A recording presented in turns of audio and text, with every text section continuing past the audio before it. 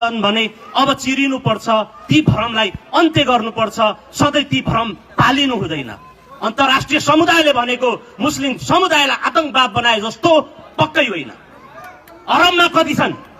अरब देश मुस्लिम राष्ट्र हो, इन्डोनेसिया मुस्लिम राष्ट्र हो, यस्ता अनगिन्ती 57 राष्ट्र मुस्लिम राष्ट्र छन्। भन्नुस् कहाँ कहाँ हाम्रा दाजुभाइहरू छन्, त्यहाँ त्यहाँ तत्त ठाउँमा कहाँ कहाँ उत्पीडन र उनीहरूमाथि शोषण र उनीहरूलाई अन्याय र अत्याचार भएको छ। मलाई एउटा पनि उदाहरण दिनुस्। भएको छैन।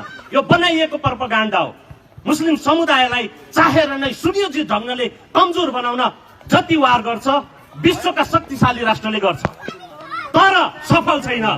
आज सबैभन्दा धेरै विश्वमा ग्रोथ गर्ने समुदाय मुस्लिम समुदाय हो। यो नभुल्नुस्, किनकि जति पनि एजुकेटेड छन्, जतिले नि कुरान पढे, तिनले सबैले इस्लाम स्वीकार गरे। यो पनि नभुल्नुस्।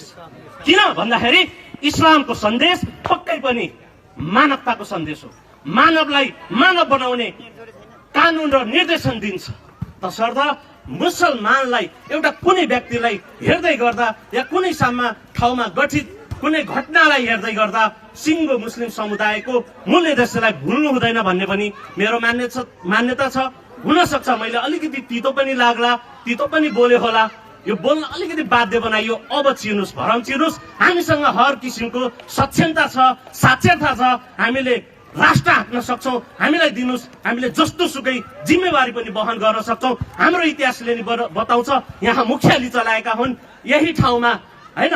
हाम्रो यो भिरकोटलाई चलाउनमा यहाँका हाम्रा वयोवृद्धहरू, हाम्रा इतिहास रचयिताहरू र इतिहासको सुनौलो अक्षरमा लेखिने हाम्रा अग्रजहरू यो ठाउँमा दफन हुनुहुन्छ।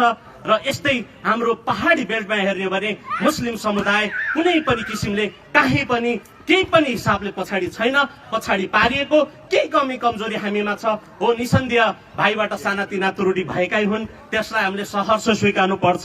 आउने दिनमा समीक्षा गरियोस् र त्यसलाई करेक्सन गरियोस् र त्यस्ता त्रुटिहरू हुन नदिनुहोस्, किनकि कसैको व्यक्तिगत इमेजमाथि आँच आउन सक्छ। यस्ता विषयले कहीँ न कहीँ असर पनि पार्छ।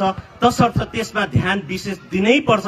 कि त नबोलाउनुहोस्, बोलाइसकेपछि त्यसको आशय र त्यसलाई दिनुपर्ने सम्मानमा कमी नगर्नुहोस्, कि त नबोलाउनुहोस्।